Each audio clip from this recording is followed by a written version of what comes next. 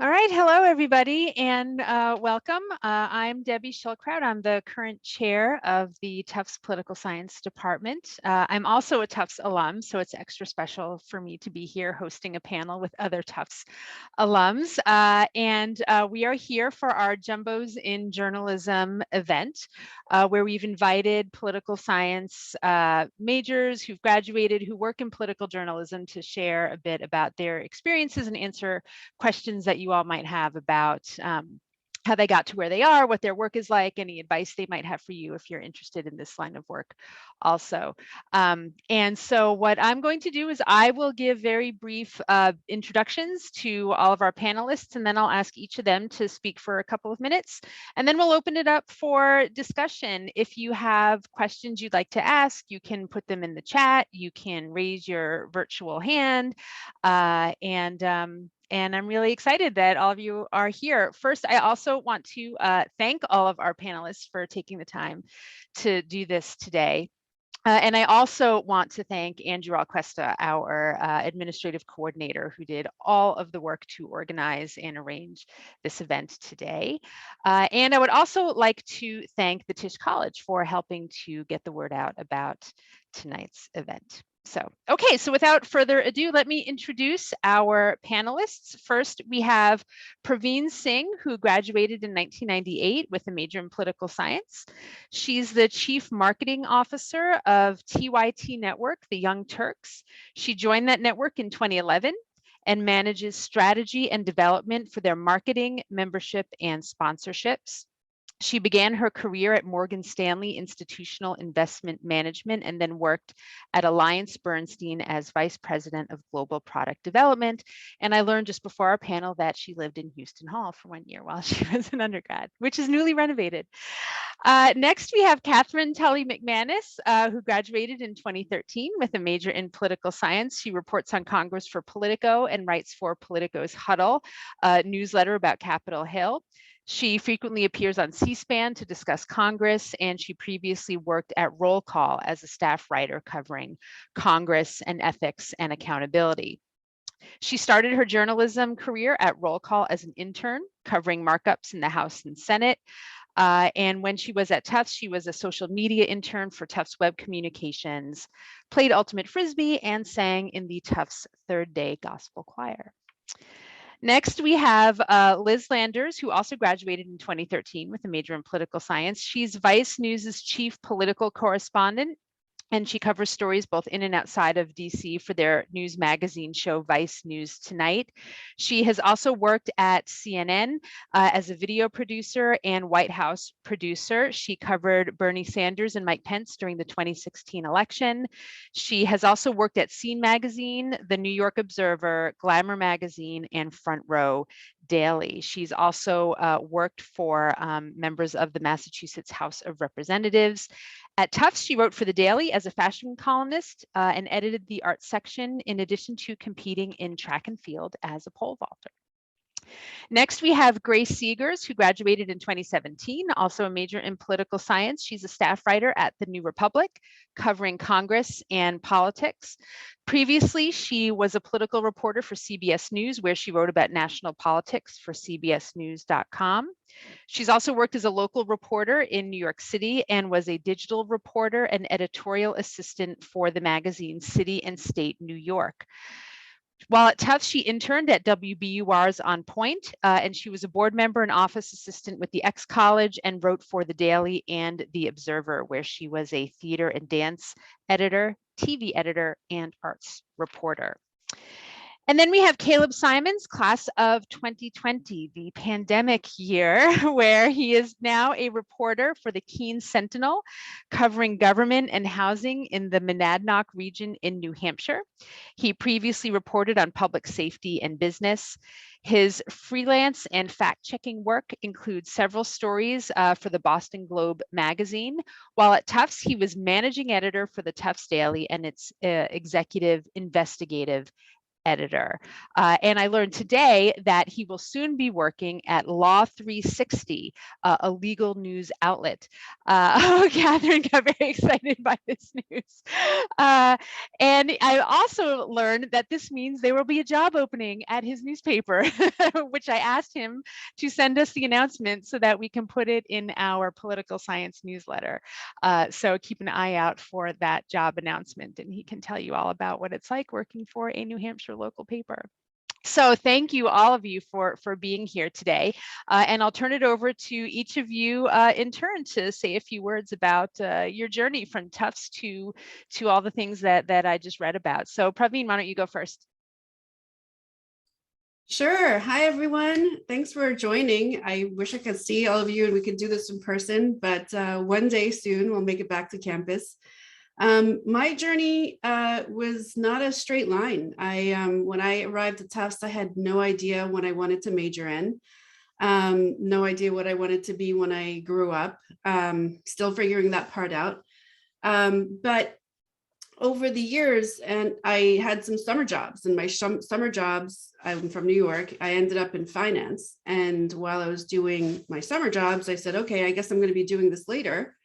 I guess I'm supposed to get a degree in economics, right? And the answer was no, study whatever it is that you want to study. So then I went back sophomore year, junior year, and I was like, well, what is it that I want to major in? I was taking some PoliSci classes and I was like, I kind of love this. So I majored in PoliSci. I wish it was more profound than that, but that's what it was, right, at that age for me. But then I graduated and I just continued to do what I knew how to do, which was finance. So went back to New York, worked at, two different investment banks, and over the years had met different people, learned more about different jobs that were out there.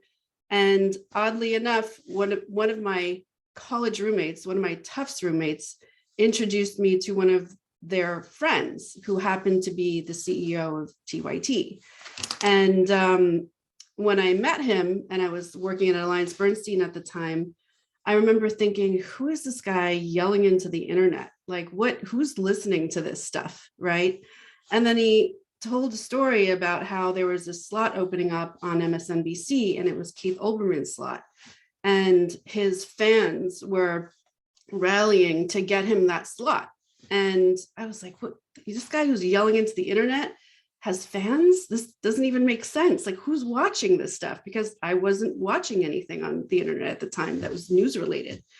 So I just followed up with him and I was like, I do some of this stuff from the business side. Send me your deck. What are you going to send them? And he was like, well, what's a deck? I was like, a presentation. And he's like, yeah, I don't have a presentation. So I was so intrigued by this idea. I just worked with him after work and helped him set up his first business presentation.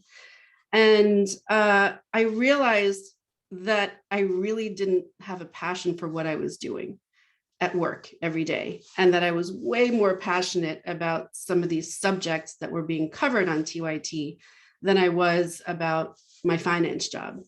So it took a while. I think it was just over a year of me going back and forth, talking to Cenk, considering moving, jumping from one career into another. And I took the jump in 2011, and it's been 10 years, been over 10 years that I've been with TYT. So that was my journey. And every day that I'm at TYT, I don't wake up feeling like I'm doing a job, a laborious job. And the reality is, rewinding to my previous career, I woke up feeling like that most of the time.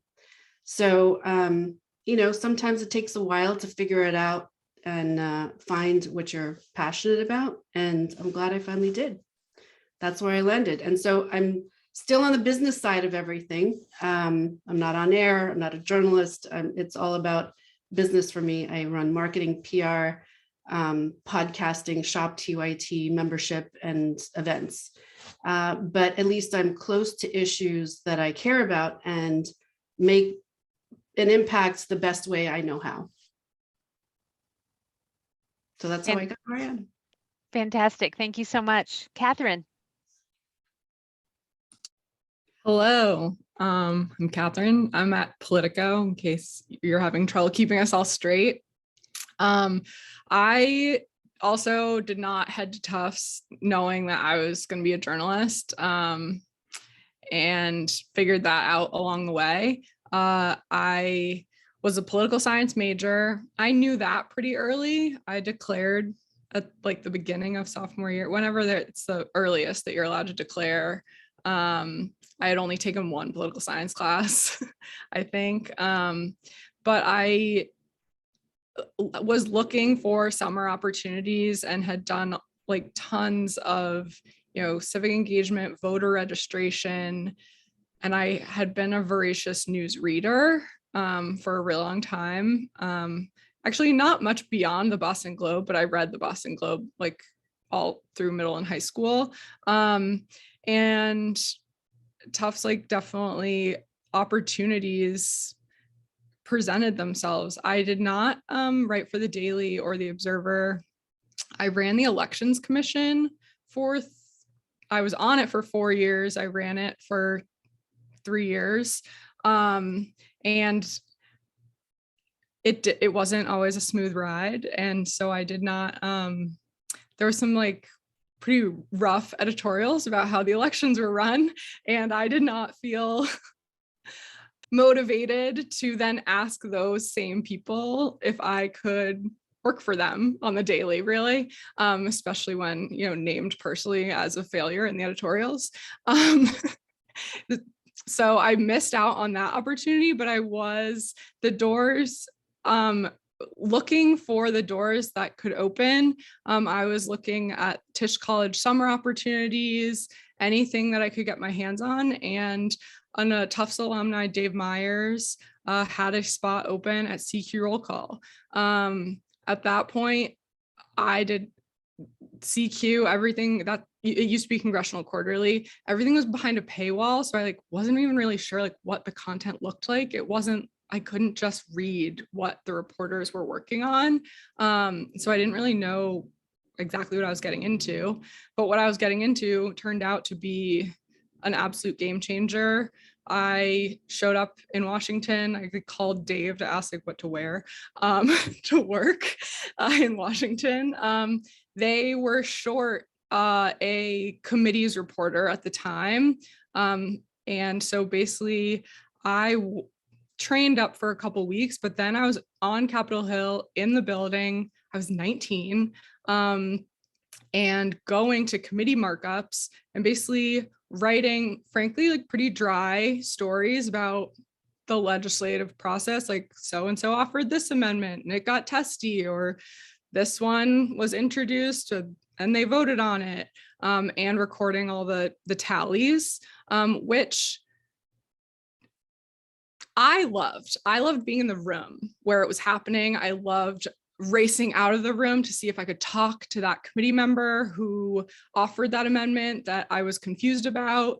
I loved, having full access to the Capitol, the office buildings, and being able to walk up to members of Congress and ask questions and about the legislation that they were working on, which was really fun. I did that for the summer. I then did the Tufts in Washington program the next fall, and CQ was like, oh, instead of writing letters of recommendation for some other job, why don't you just keep doing this?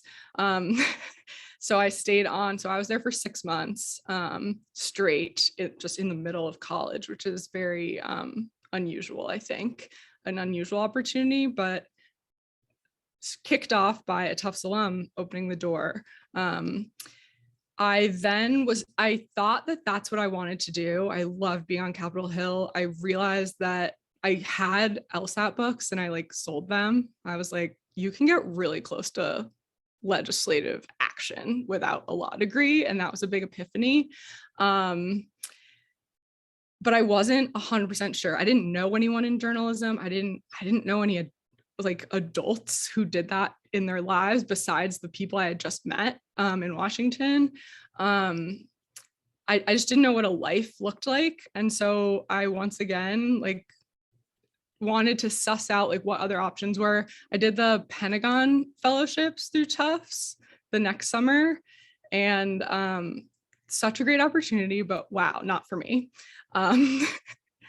So interesting. Some people, I mean, I know people who then went on to work at the Pentagon or went to work doing very cool space stuff.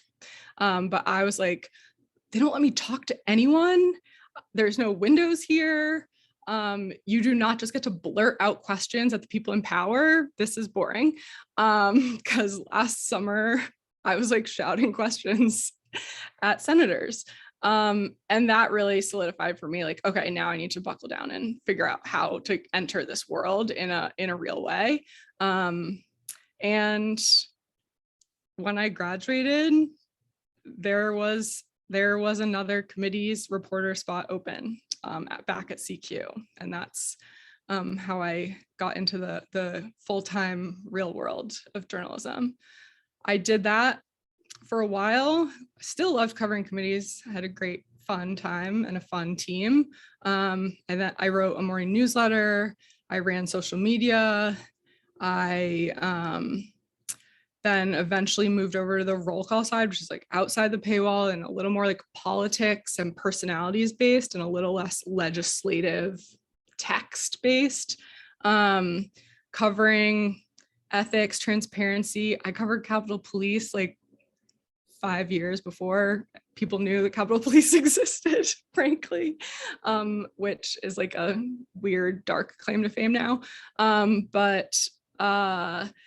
Yeah, like digging in on like day-to-day life on Capitol Hill, from funny to serious security issues, House ethics, Senate ethics investigations, and really kind of carved out a beat for myself, covering things that the larger world maybe didn't care very much about, but the readers of Roll Call, which kind of started as what they call like a community newspaper if Capitol Hill was a city, or the metro section if the whole city is Capitol Hill.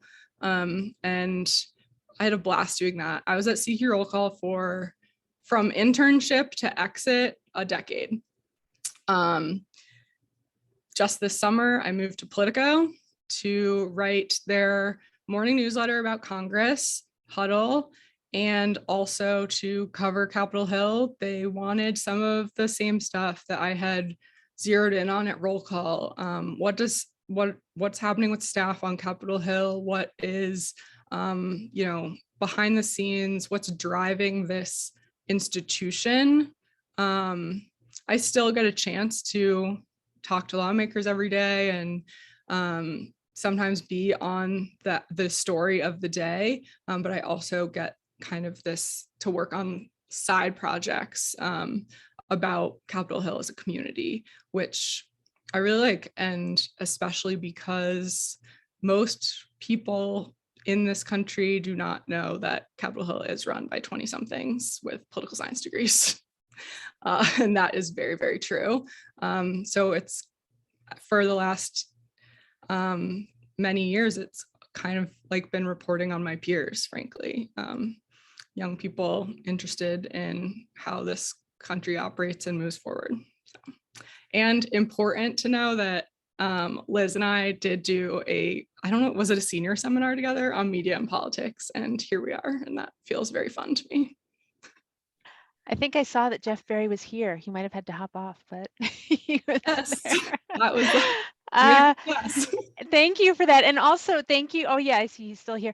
I also really I know journalists, as your job, you ask questions, but I love that you pointed out that you asked what to wear. And when you're new in this work, just finding a supportive network of people who you can just ask questions for getting help as you adjust to the different environments you find yourself in. Yeah, and it felt like a stupid question at the time, but did I need it to? Do you have to be in a suit on Capitol Hill? And the answer is, if you're staff, yeah. If you're a journalist, probably not. So. Great, thank you so much, Liz. Hi, Thanks for having me. I'm Liz Landers. I was class of 2013 as well, with KT. And I studied poli-sci. I actually thought, and it was funny hearing you kind of read my bio and some of the fashion publications that I'd worked at. I thought at Tufts that I was going to study political science. I really loved the poli-sci program, but I was interested in fashion journalism, which at Tufts I think has an even narrower, has an even smaller circle of people that go from Tufts to fashion journalism. But that was what I was sort of interested in. And that's what I did during college for internships. So I lived in New York and I wrote and did some freelance writing and did some fashion internships, PR and other kinds of stuff. When I graduated from Tufts, I had a connection through the fashion industry through two women who have a great brand. And they were friends with CNN's fashion correspondent, and her name is Alina Cho, and she now works for CBS News. And I saw her the other day and thanked her again for kind of helping me with my career. She connected me with the guy who was running the New York desk for CNN and handled the news assistant program for the news gathering operation for CNN in New York. And I had an interview with him on the day that Tsarnaev, one of the brothers, was discovered in Boston. It was huge breaking news. CNN, I walked into the bureau, it was going bananas there. They were like, I don't know if we can get you in for this interview. I said, I'm here, please interview me. I did like a very abbreviated interview with them, and then I got a call or an email rather a few months later saying that they had a desk assistant, news assistant position that had opened that I could start in late June at CNN in New York. So I started my career there. I worked for CNN for several years.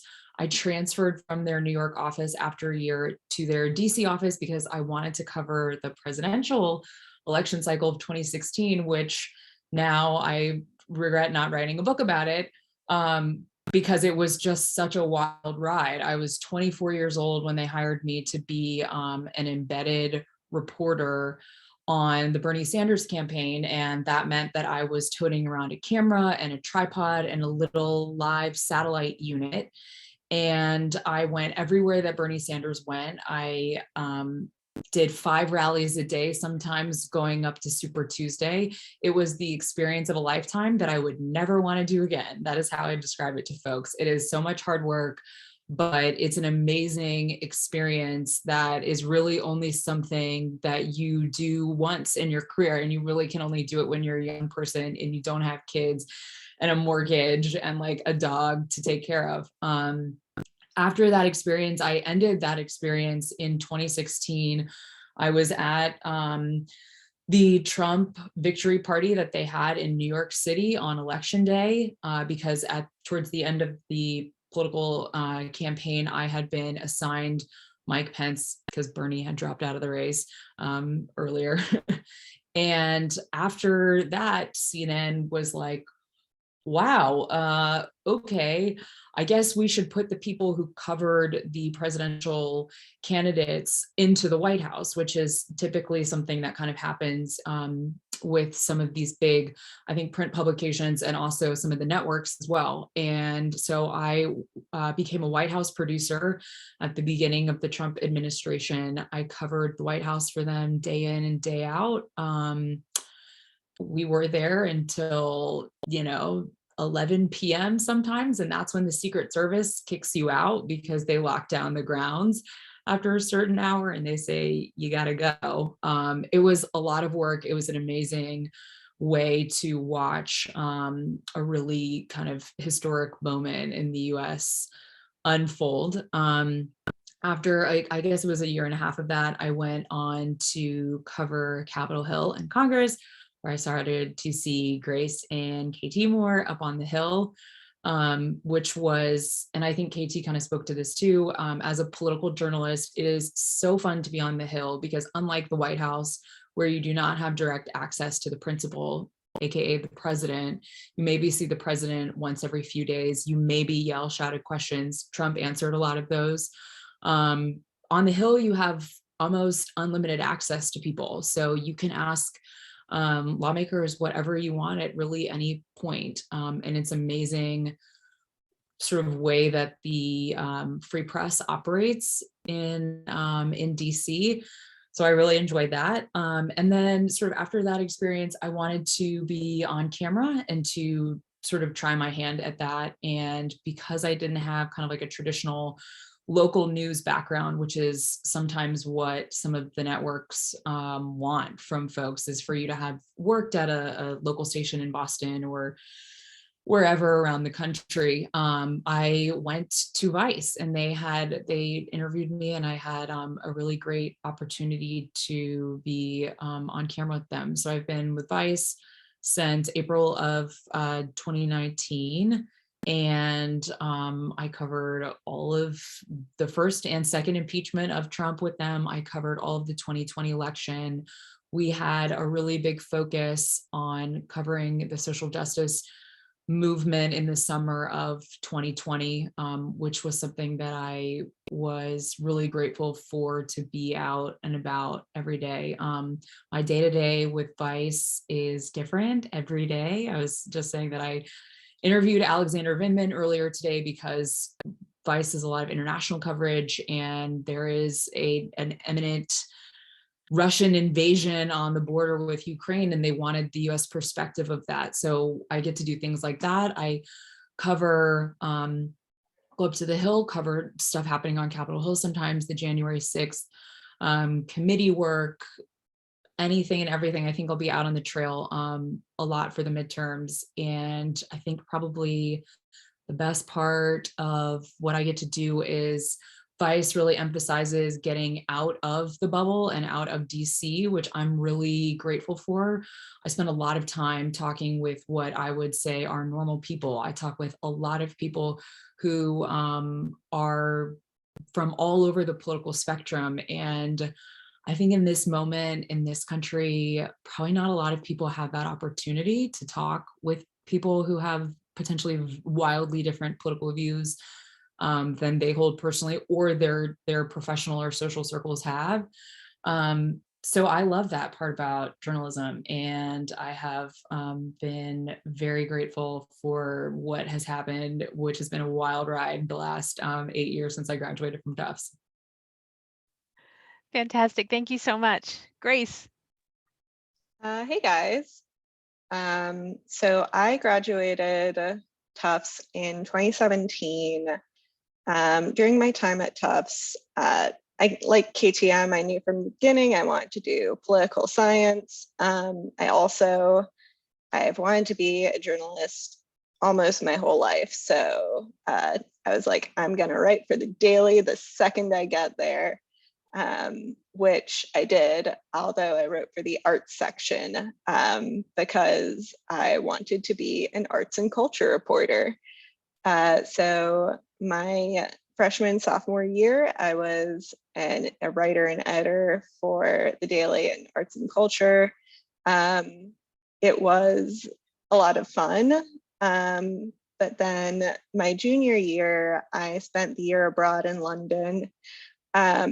And they had a student magazine there that I wanted to join. And they asked me if I could cover American politics, because this was the beginning of the 2016 presidential campaign. This was fall of 2015. So the primaries were beginning to heat up.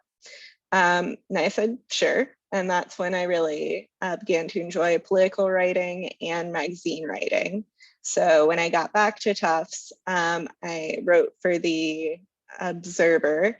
And I was thinking back, I think I once interviewed Professor Schildkraut for an article that I wrote.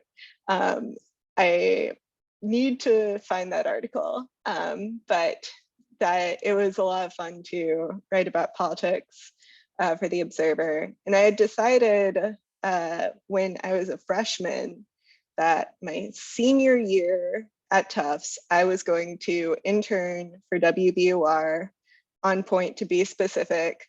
It was just something that I decided I was going to do. So I applied, and fortunately I got it, because that would have been a bummer if I had decided that I wanted to do it and that didn't happen for me. But I did get the internship, and my spring semester, I interned for them. They were very short-staffed. So I was less of an intern and more of an unpaid assistant producer. The not being paid was not great, but the producer element was really fun, because I got to produce a couple of shows, which I wouldn't have gotten the opportunity to do as a normal intern. The end of my senior year, I was applying for so many jobs. I also started applying for political communications positions, not because I wanted to go into political communications, but because I desperately wanted to be hired. And I thought, that's close enough. So I kept a tally. I applied for 47 jobs. I heard back from 4. I got interviews with 2, and then I got 1. And that's life. It is hard. So the job that I ended up getting was at a local magazine in New York City called City and State, which was very aptly titled because it focuses on city and state politics. So I was writing about the New York City Council. I'd occasionally go up to Albany and write about the New York State government. It was a lot of fun. I got to write a couple of magazine cover stories, which I probably wouldn't have gotten to do at a larger magazine. It was my first job there. I had to wake up at 4 a.m. to write a morning newsletter, but fortunately, after 6 months, I was promoted, so didn't have to do that anymore. But I really wanted to write about national politics. So after 8-10 months there, I started really networking and trying to figure out a way I could get to DC. I actually met with KTM and Liz back then because they were Tufts alumni in DC, and I got coffee with them like, hey, how did you do this? I want to be where you are. And they were both very nice and very helpful. And they gave me the recommendations, just keep applying for things, keep networking. So that's what I did. I ended up cold DMing a reporter I admired but did not know. His name is Sopan Deb. At the time, he was at CBS News. He, like Liz, had been an embed in the 2016 campaign. He had written about and reported on Trump. So I just, out of nowhere, DM'd him on Twitter, like, hey, I don't know you, you don't know me. I want to do what you're doing. Can we get a coffee sometime? And he, being a very kind and generous individual, was like, sure. So we got a coffee, and he told me that he would keep his eye out for me in case he ever saw anything.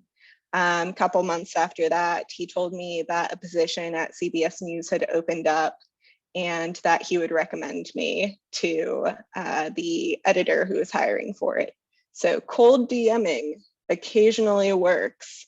And I guess the lesson there is shoot your shot, because sometimes it works out for you. I got the position at CBS. I was there for 3 years. I was primarily doing breaking news, focused on politics. Towards the end of my time there, I started focusing more on Congress specifically. During the first impeachment, fall 2019, they were very short-staffed on the Hill. So they asked me if I could go to Capitol Hill and help out, which I did. And I really fell in love with Hill reporting. It was quite a first experience to have the first impeachment be my first thing I was reporting on the Hill, but it was a lot of fun. And then I was beginning to think, I'm ready to look for new positions. I don't want to be a breaking news reporter anymore. Breaking news is really, really hard because you have to be tuned in all the time. It's breakneck pace. I'd been doing it for a year and a half, and I was ready to move on. And then a little thing called the coronavirus pandemic swept in, and no one was hiring. Everything was static. I was told to work from home. I couldn't go to the Capitol anymore. And it was no fun, but I continued to Google, look for jobs, try to get to the Capitol when I could. I started returning to the Capitol regularly for the confirmation hearings of Amy Coney Barrett. And as restrictions for journalists on the Hill began to ease up, I just kind of forced my way to congressional reporting. I started being more assertive and telling my bosses, I'm going to start working from the Capitol today. And they'd be like, oh, okay, sure. So that's what I started doing. And eventually I kind of became part of the CBS Capitol Hill team. Like they just kind of absorbed me because I was always there. And I was still writing for the website, but writing more about Congress. And in spring of 2021, jobs are beginning to open up again post-election. So once again, in the super not fun position of applying for so many things. And I applied for a position of Washington reporter at the New Republic magazine.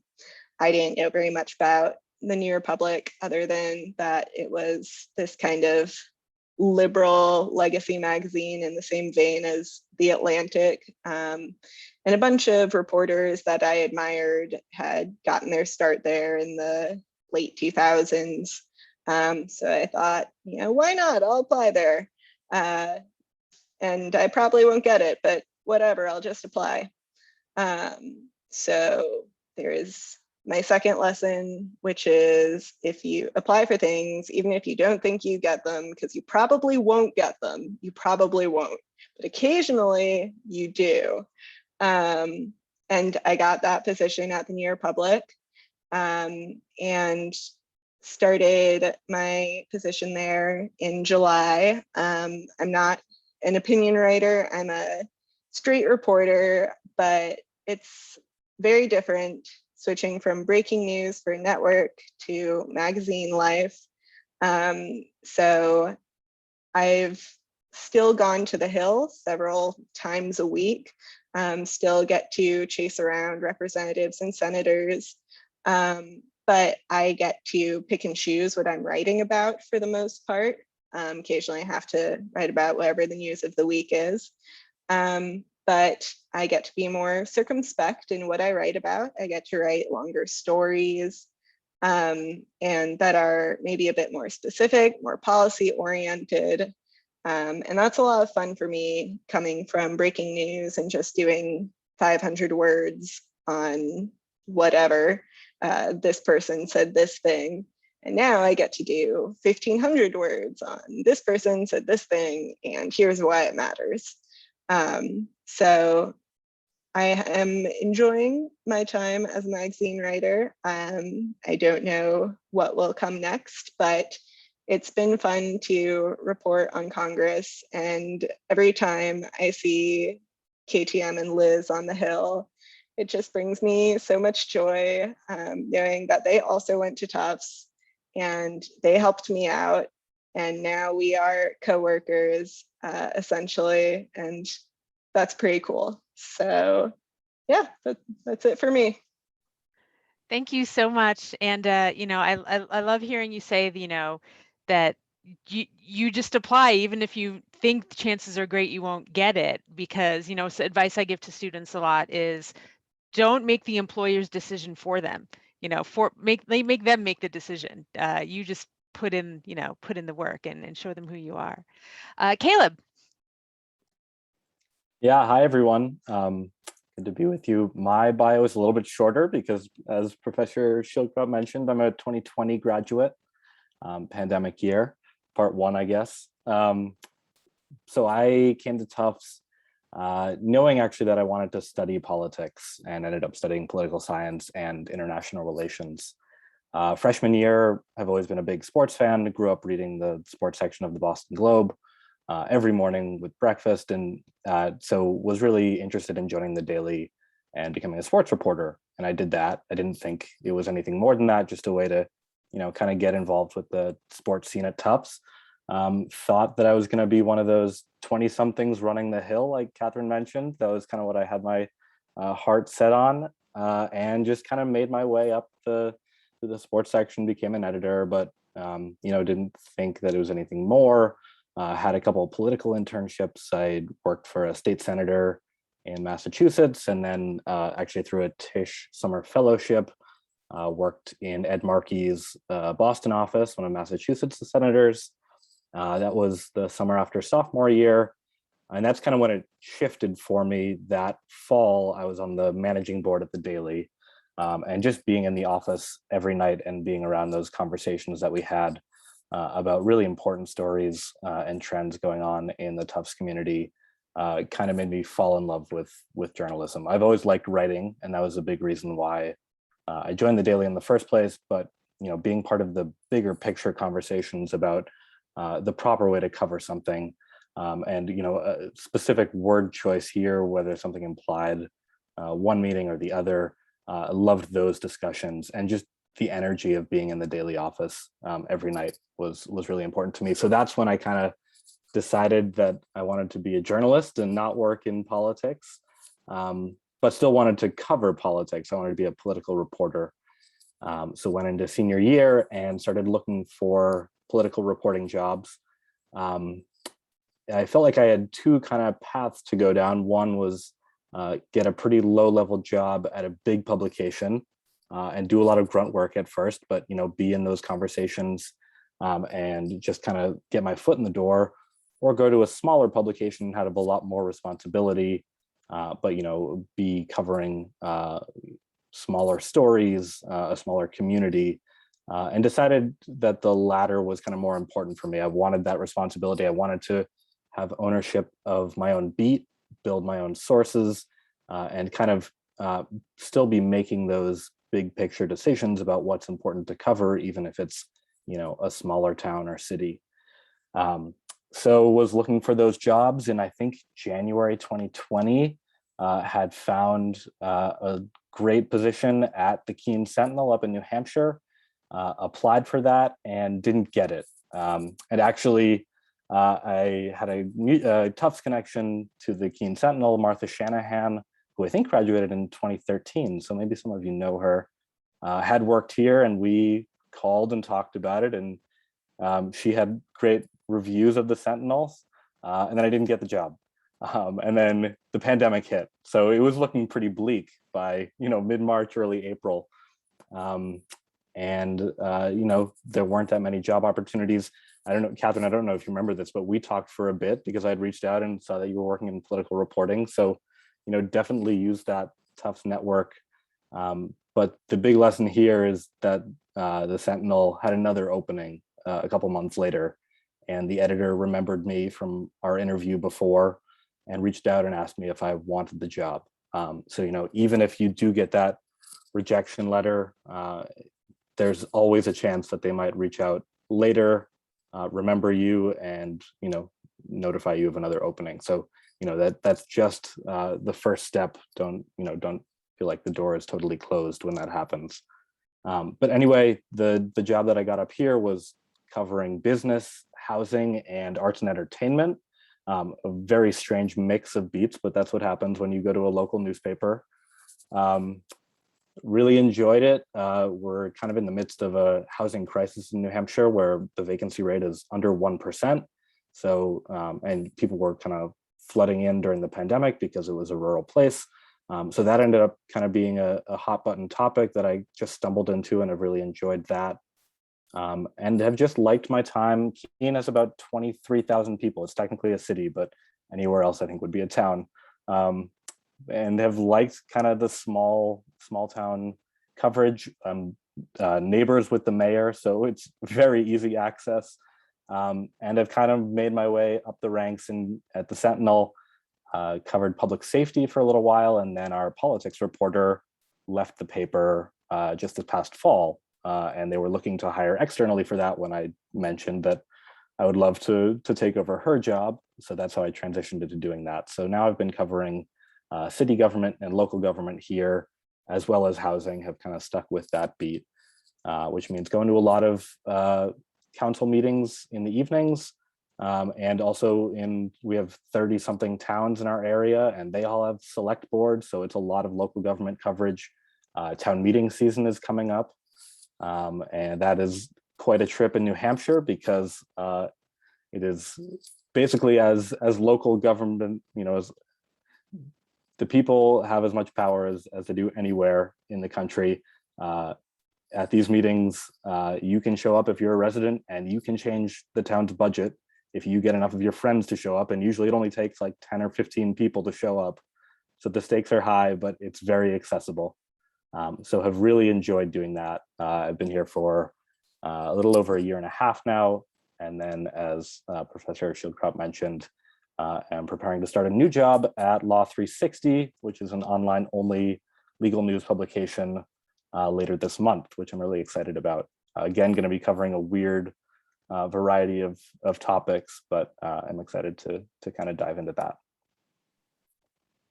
Fantastic. Then, well, thank you so much, everybody. So I want to turn it over now to everyone who's joining us for any questions you have about the day-to-day work, about their path, about is graduate school needed, any other ideas that you may have. You can post them in the chat. You can raise your virtual hand. So yeah, go ahead and ask your questions. We also had people had an opportunity to post questions when they registered for the event. I see Jessica, you're here. Jessica Cleese, do you want to ask your question? You had posted one when you registered for the event. Sure. I posted that a little while ago. I didn't have it from.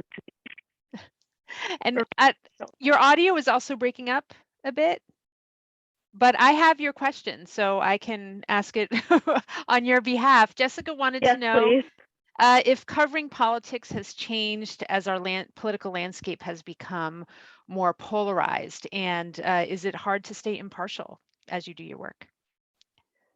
And you all should just kind of jump in and take your turns answering that. Yes, it has changed. Liz might have more to say because she talks to regular people, which is actually very little of what I do. But I would say I've only been in the game like 8-10 years, but even in that time, the polarization has considerably ramped up. And you see it in small ways. The tone of press releases is aggressive, to bigger ways. Grace and I were together on January 6th, locked in an undisclosed location, while journalists that we know were attacked and assaulted. And that's like the biggest spectrum, I guess, that you can think about. I think that you see it really, really clearly, like in the House and Senate. Are people willing to come together on issues that absolutely they agree upon?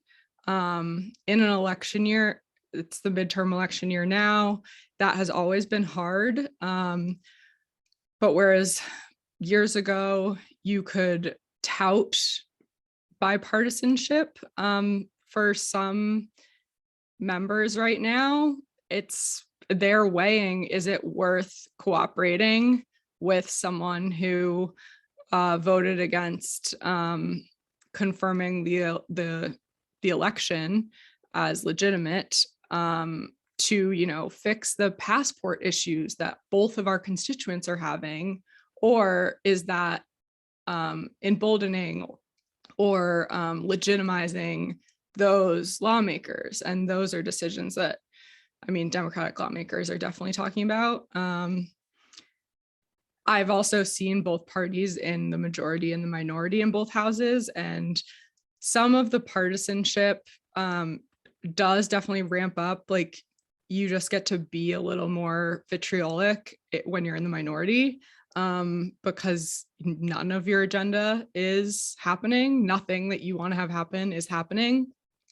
So that frustration comes out in different ways, and Democrats and Republicans have a different approach to that defeated status. But I think, you're seeing it very clearly right now. And also Liz can definitely speak to what the change of perception of the press as polarization ramps up. On the Hill, we are a little bit protected from the enemy of the people narrative during the Trump administration, because frankly, lawmakers on the Hill know that it's good for them to be on CNN. It's good for them to, even if they say the lying New York Times, they know it's good for them to have a New York Times story come up when you Google their name. It brings them legitimacy. They need us in a way that they weren't going around telling me, at least, that I was the enemy of the people, but that was very different on the other end of Pennsylvania Avenue. Yeah, I'll jump in a little bit because I saw that there was a question directed specifically about the way that the former president spoke about the press. And I was there when that started. It started before he was even elected, and it continues today. And I would say, just from my personal experience, it has had a pretty dramatic effect on the role of the free press in this country. I think I see a lot of polling that says that fewer and fewer Americans trust the press. By the time I left CNN in 2019,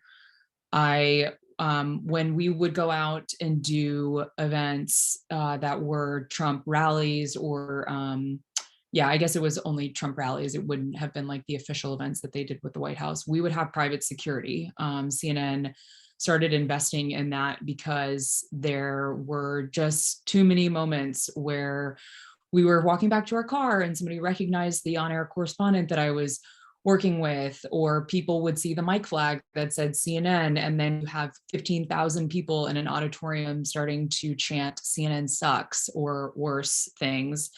And I think that I certainly have seen the continued demonization of the press since then. I was at a Trump rally in Arizona in January last month, and we still get people who walk up to us who say, "Who are you with?" "No, I'm not going to talk to you. You guys are fake news or the enemy of the people." So I would say that there has been a serious real world impact on reporters. I would assume also Grace and KT probably see this too. I think as a female reporter, you especially feel the vitriol and hate online for mainstream press and reporters. But I think, on a more positive note, I'll say something positive before I end, that I think it has made me a better journalist, because I feel that my questions, the way we edit pieces, so most of our stuff for Vice is to tape. It needs to be rock solid. We need to make sure that we are not editing someone to take anything out of context, that nobody can get mad at the way that we worded a text story or word our piece. I triple and quadruple fact check things before I tweet them and before we put something on the internet, because I feel a sense that we need to be right. And so in that regard, I think that it has made me a more conscious reporter. I would say overall, it's probably not been a great effect on the free press in this country. Yeah, just to add in, I have never reported on a normal Congress, because when I started reporting on Congress, that was, again, first impeachment of Donald Trump, fall 2019. I like to joke that I have reported on half of all impeachments in American history, because they happened literally within a year of each other. So, and in the almost 3 years I've been covering Congress now, it's just what was already toxic has gotten a lot worse. Like KTM said, we were together in the Capitol on January 6th. And I'm really glad that we had each other on that day and were able to support each other. But that was, for a lot of reporters on the Hill, really a breaking point, and for a lot of people who work on the Hill in general. And it makes it difficult to do my job, I will say, when I have to report on members of Congress who then downplay, whitewash what happened on that day, report on the many, many members of Congress who voted to overturn the election results literally hours after our mutual place of work had been attacked. And that, I mean, it makes it difficult. The partisanship is hard to cover. And it does definitely take a toll. And yeah, unlike Liz, I don't really have anything positive to say after that. It's just kind of, it's very difficult. And I think that if someone wants to go into political reporting, like, I love my job, I love political reporting, but I mean, I would tell anyone who wants to go into this to go in with eyes open in terms of the level of, honestly, toxicity that you will see, at least in Washington.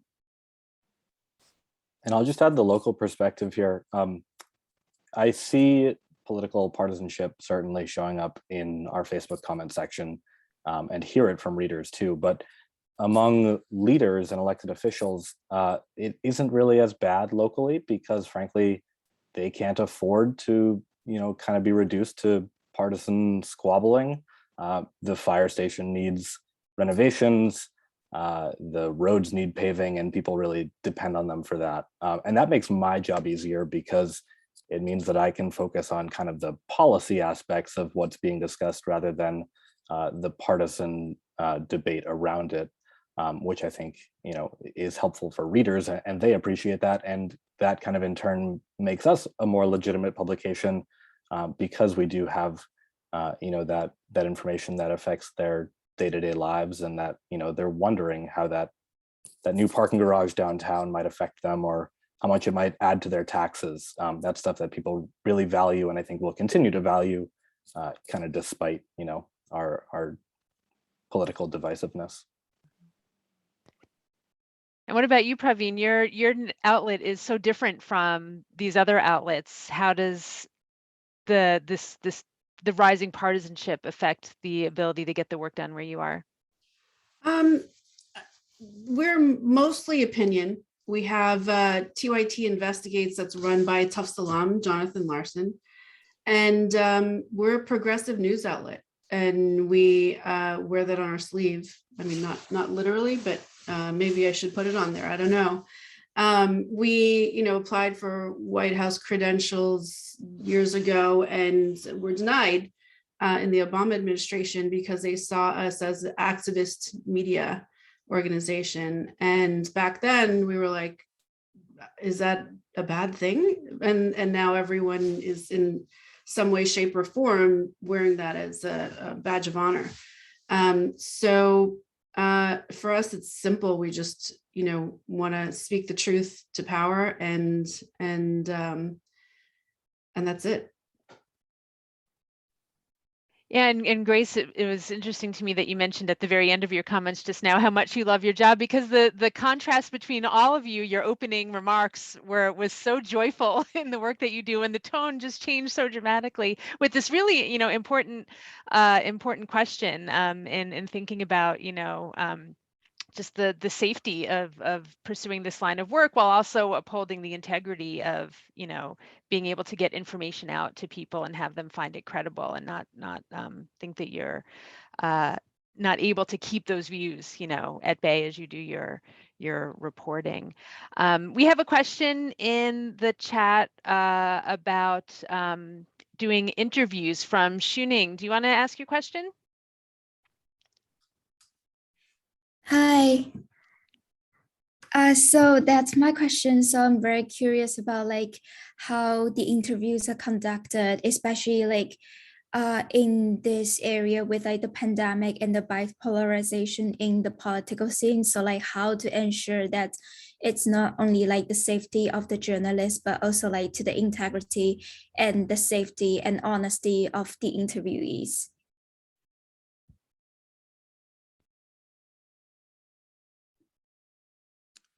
I think all of us actually do very different type of interviewing, which I think is great that we have kind of different perspectives. I mean, at the Capitol, interviewing is a pretty wild ride. Yes, you can set up a sit down interview with a lawmaker in their office. Frankly, that usually takes a long time to set up. The staff are not psyched to give you that time in the schedule that could be being used for constituent stuff or hearings and markups or fundraising. So it's done for the most part on the go. I mean, Grace and Liz have seen this, but you're in the Senate basement and they get off the little Senate subway to go to a vote, and people will swarm around Joe Manchin or Lisa Murkowski, and you are walking and talking, you're holding your phone or your recorder, and literally a mob of people is surrounding them as you go. It's not a dignified or elegant way to do the job. And there are better opportunities. I spend a lot of time in the office buildings and less crowded places to try to get folks one-on-one. But in those cases, in the chat, your question talks about the ethics of it. And that is also much more freewheeling on the Hill. Not the ethics aren't freewheeling, but the interview, because of the interviewing style and because who you're dealing with.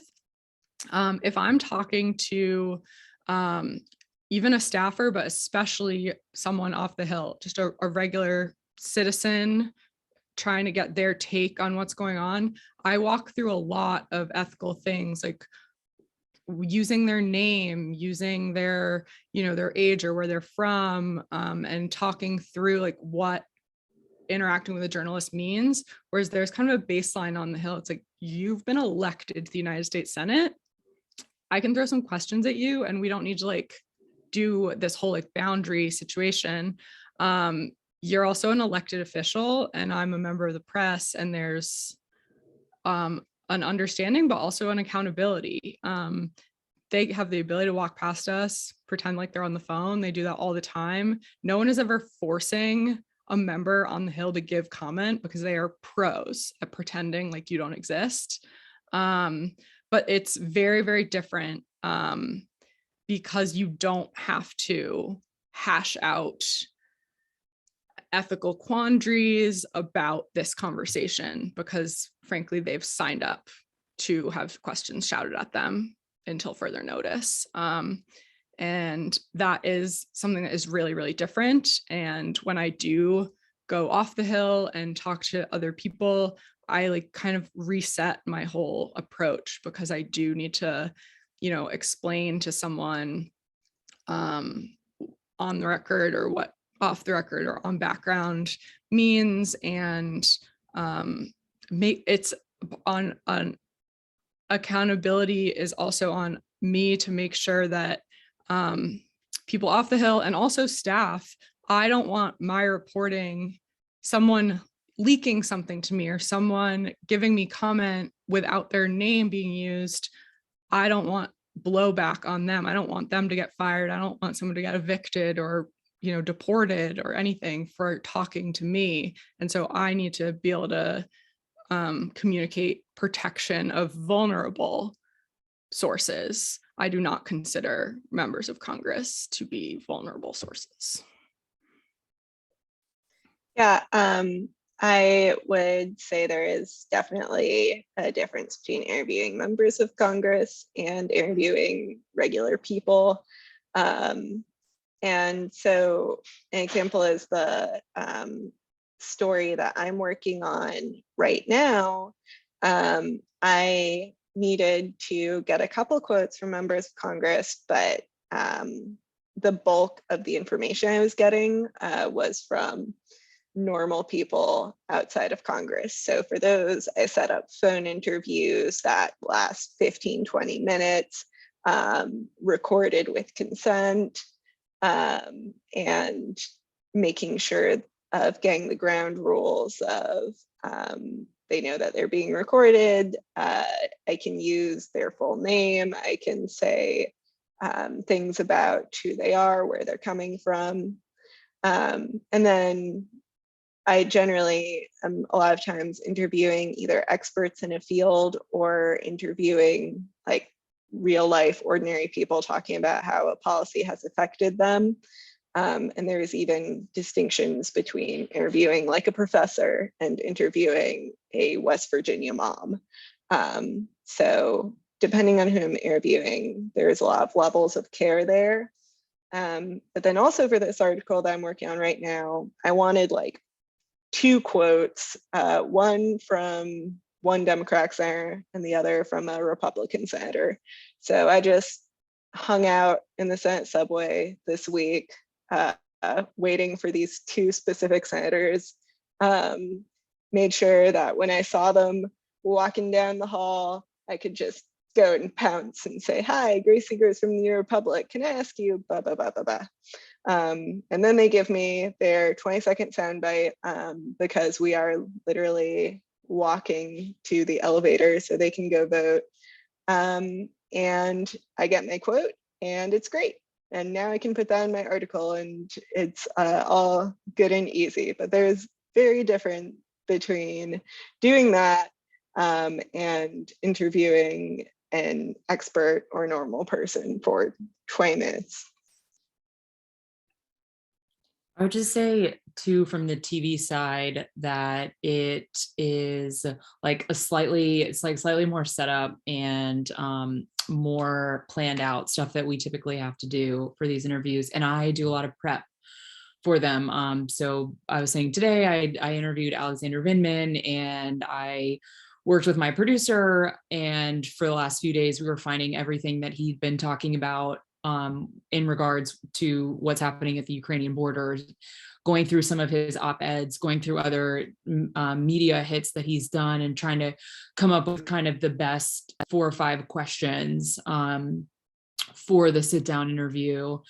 And this was something I kind of mentioned earlier, but because I work in it's like a taped television medium and I'm not doing live stuff like we used to do at CNN, I also in the post-production process have to be very conscious of how we are editing things down for clarity and making sure that we are making things clearer, but not changing the meaning of what our interview subject is saying. And I think that that is across the board, no matter if the person is an expert on geopolitical issues or if it's a member of Congress, and especially if it's a member of Congress or an elected official, that we try to make sure that we are making everything very sort of concise and keeping the essence of what the people that we are interviewing said. And I think that that is good advice, hopefully for anyone in journalism. And I think we've all seen moments where things have been edited down in ways that are not honest. And that's when people lose trust in the press. So I think, to answer your question, I do a lot of prep work to make sure everything is square and good.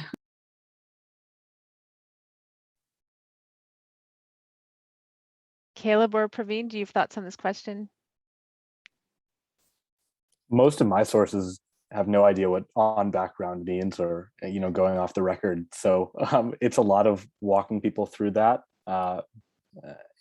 and making sure that, because their neighbors are going to see their comments or some tragedy that happened to them, in the newspaper the next day, making sure that I'm not trying to portray them in a positive light necessarily, but help them understand that this will be public information, and just protect them in certain ways that are important. So if they were the victim of a crime, particularly if it's around assault or just some other familial relationship, just being upfront with them, I think, also helps build trust. We're not out to get anyone, or to shine a light on something that someone doesn't want to reveal about their personal life, unless they're an elected official or someone important. But I think for me, it's a lot of informal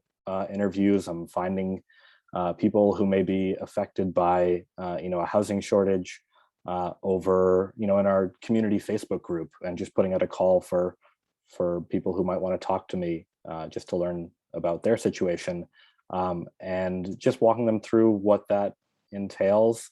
I think you don't have to, once you do that, you don't have to think too much about the questions you're asking being ethical, because it's just a conversation between two people who live in a certain community, and want to, I want to know more about their life and how this specific issue is affecting them, just like any one of their neighbors would want to.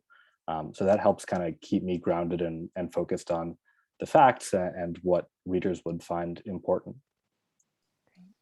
And for us, a lot of the interviews that are done on air, and there's a process. So there's a booker who reaches out and communicates with the person who's going to be interviewed.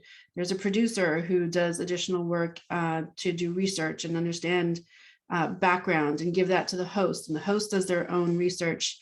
And the guests that come on, they know what they're on to talk about, and we don't generally give people questions ahead of time. But there's a subject, and it's usually a very specific one or two that's topical, and they know that they're on for. And the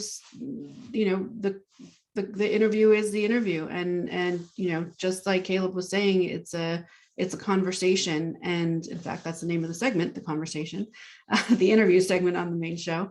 And so sometimes they get tense, but that's what that segment is for, is to unearth hard things and talk through them.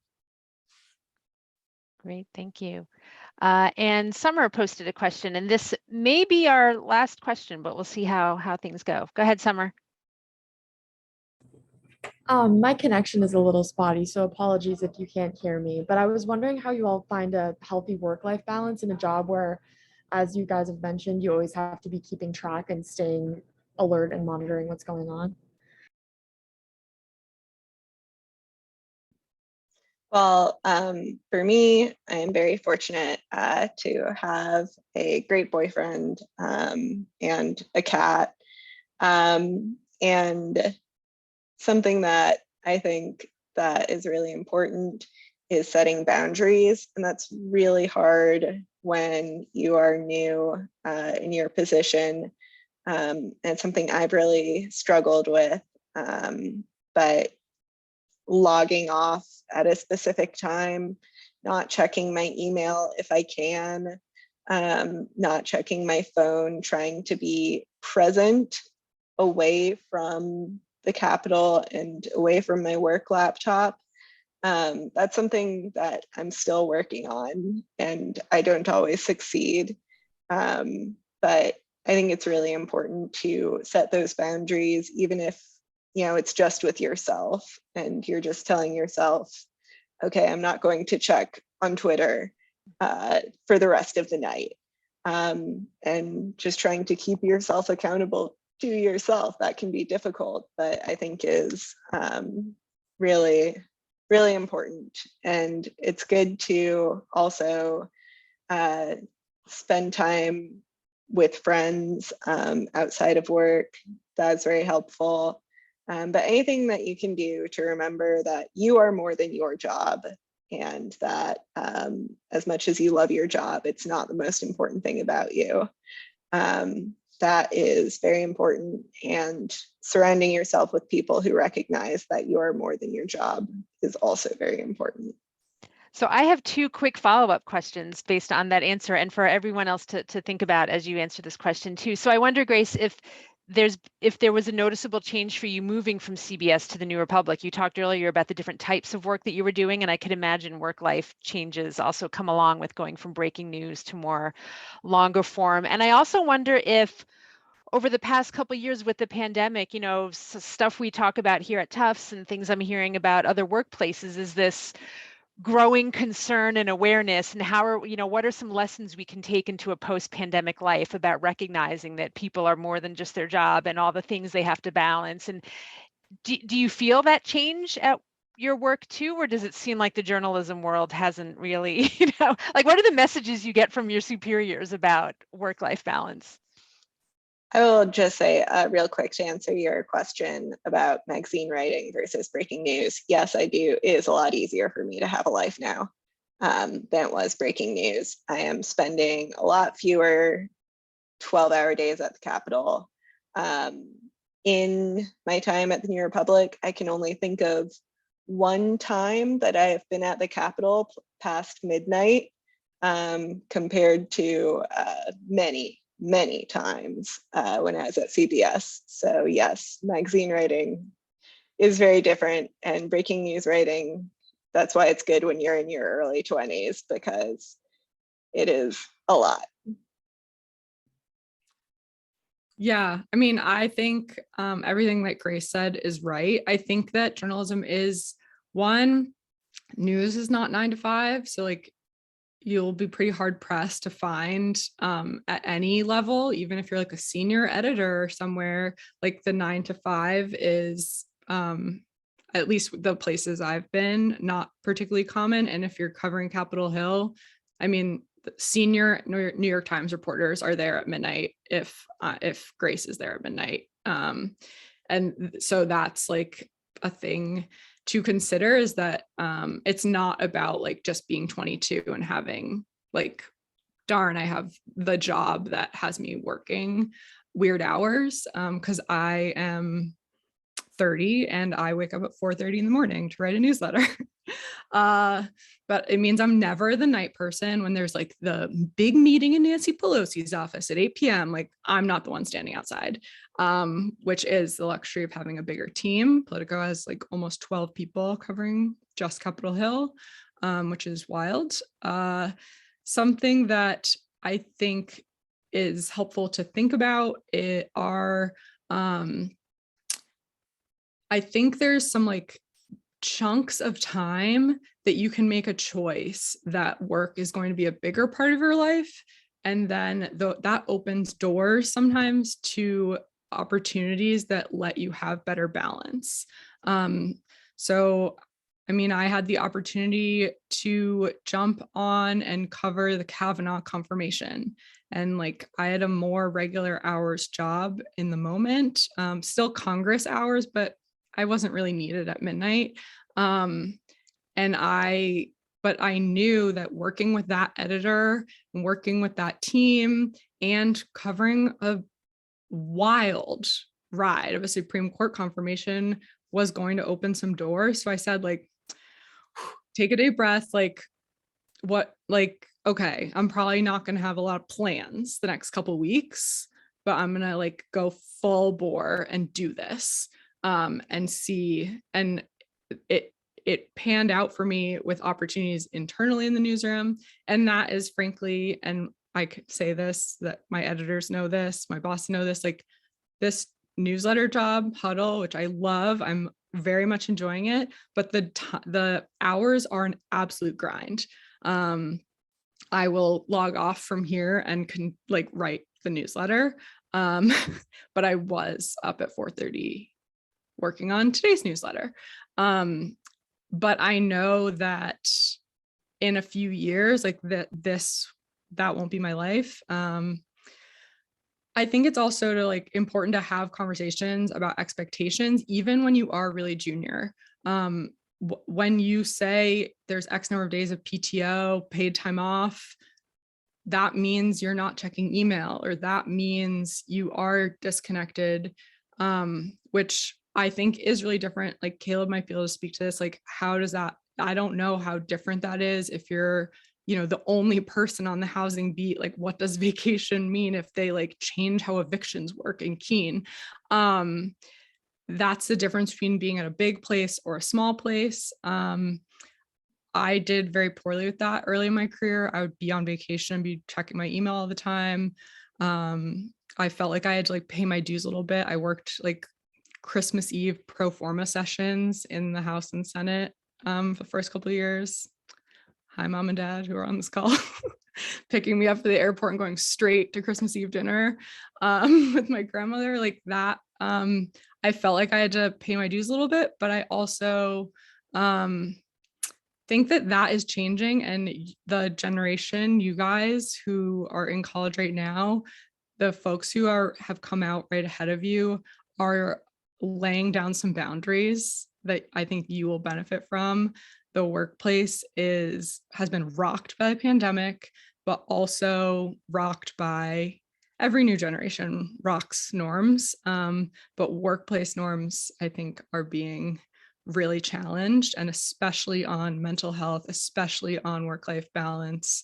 Something that I want to make sure I say, because I think we've been a little negative tonight, is on Capitol Hill, besides my own like Politico colleagues, there is a camaraderie and a friendship and a support system that is very deep and very real. I mean, I've got to know people by asking like dumb questions to reporters next to me, who then I learned that, oh God, I asked a New York Times reporter like a dumb question, like, oh my God, that person's been covering the Senate for 20 years for the Washington Post. But people are happy to help. And I really do feel like people have my back. During the pandemic, people were sharing interviews and audio recordings to keep those, what we call a scrum, the big group of people around a lawmaker, to keep those small, to try to keep our chances of getting COVID down. During Kavanaugh, I like ate it. Professor Schildkraut's already heard the story.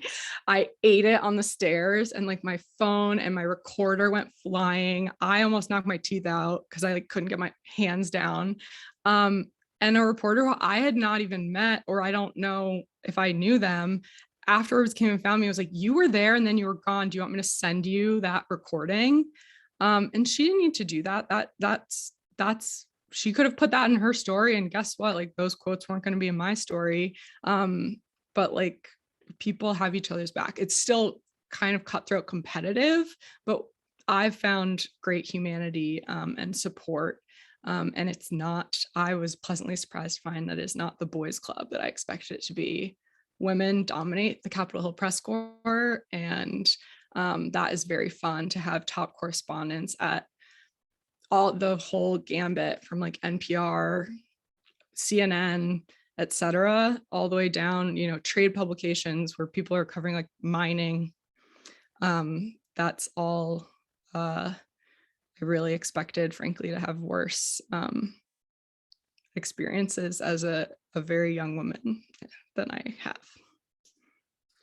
So I'd echo what Katherine and Grace were talking about in terms of, setting your boundaries. I worked in two completely different industries, and it's really up to you to set the boundaries. I mean, if everyone should be working towards a healthy work life balance. And there are roles that are going to require that you're available during off hours, right? The PR aspect of my role has, the phone ringing during dinner a lot, right? I've had holidays that have been just kind of, upended. And that's part of the role, but it doesn't have to be every day of the role, because there are things that you can do to prepare and, have processes in place to be able to react to certain things. And if it is your job to be on call for whatever reason in any industry, then you can define the times that you're available, right? And then a lot of the rest, hopefully, is up to you, where you are putting your own phone down. And that's a really hard thing to do, right? I check my phone way too late, and no one's asking me to, right? But I still do it. And I've got, a little phone prison upstairs that I enforce for my kids, but I don't do it for myself. And that's something that I've got to do better. But hopefully you guys find yourself in an environment that respects that balance. And if you don't, you've got to find your own boundaries, and then find your place that you can have the boundaries and the work-life balance that you need. Yeah, the work-life balance piece of things was really difficult for me graduating into the pandemic. I worked remotely for the first year plus of my career. I didn't know anything different. And I felt like, once there was an expectation that you were at your computer and available for a Zoom call or a phone call whenever needed, it was going to be really hard to kind of reverse that expectation. Which has happened slowly, especially as we've gotten back into the office. It's definitely easier now to kind of set those boundaries, because there is kind of a physical distinction there. And I would encourage anyone who is going into work and has the option of going into the office, because it seems like there's going to be a lot of flexible work, to do so that, for you, just have that boundary for yourself, your own mental health between your home and your work. Work from home when it's convenient, but it's really great to go into the office and be around colleagues. And I think that's the other piece of it for me, which is that we're a small team at the Sentinel. We have 4 reporters in our newsroom. So there aren't that many people to pick up the phone, if there's a big fire overnight, or if something breaks, especially if it's on, one of my beats. I'm the expert in that. And there's not really anyone else who knows enough to get it into the paper for the next day. But we all kind of help each other out. If one of us is on vacation or just on our day off for the week, the other people will pick up the slack. And I have total trust in the other reporters to do that. And it also, that just gives you the opportunity to kind of broaden your horizons in terms of what you cover and the people that you know in the community, because I may find myself, reporting on a school closure one day. And I don't know, I've never talked to the principal or any of the teachers, but now I have, and now I have those contacts for a different story. So it's kind of a different scene locally, because it is such a small group. But I think the same principles apply, in that, lean on your coworkers, and I've always found that they're supportive, and they want you to be able to have time off and take time for yourself, and establish it yourself as best you can. If you go into news, you have to go in with the understanding that you're going to work some unsavory hours sometimes. That's just part of the industry. And I think anyone going in understands that. But I think especially now, people are kind of beginning to realize that it is important to have those boundaries, and hopefully editors and people higher up at wherever you work are understanding that, because I've found that to be the case. What about you, Liz? Any thoughts on this question? I'm so sorry, guys. I really have to go. Okay, thank you so much for being here today. So sorry, much. Guys. Bye, Grace. Yeah, I would say working at CNN right out of college, terrible work-life balance. Being an embed on the campaign trail, terrible work-life balance. I also had no control over my schedule, because I was at the mercy of the Secret Service, basically, in the campaign. I think I have found better work-life balance as I have gotten older. Truthfully, covering the White House is a huge opportunity. I was very young when I did that, but I also had no work-life balance in that moment of time either. I think something that's really nice about Vice is that we are to tape. I'm not doing breaking news. And I have found, which I also think is something, if people are interested in journalism and you find yourself working weekends, which I'm still doing things where I'm working on the weekends. I filmed something in New York on Saturday. I was there all day. I'm going to go to my boss in a few weeks when I'm feeling tired or burnt out and say, I need this Friday off, or whatever it is. Remember how I worked that Friday filming in Arizona at the Trump rally? Like, I need to have a little bit of time off now. I think I've gotten better at, I think KT was kind of mentioning this too, like advocating for yourself and saying, I need a little bit of a break. So I think that, I think the pandemic has put that into much better perspective for all of us. And I have 2 cell phones. I am constantly texting. I think I have problems with my wrists from being on devices all day long. I'm a work in progress too, but I do think that the pandemic has opened the conversation a lot better. Vice has been very open about that, as I'm sure probably the other workplaces where people are currently right now too. So yeah, it's all a work in progress.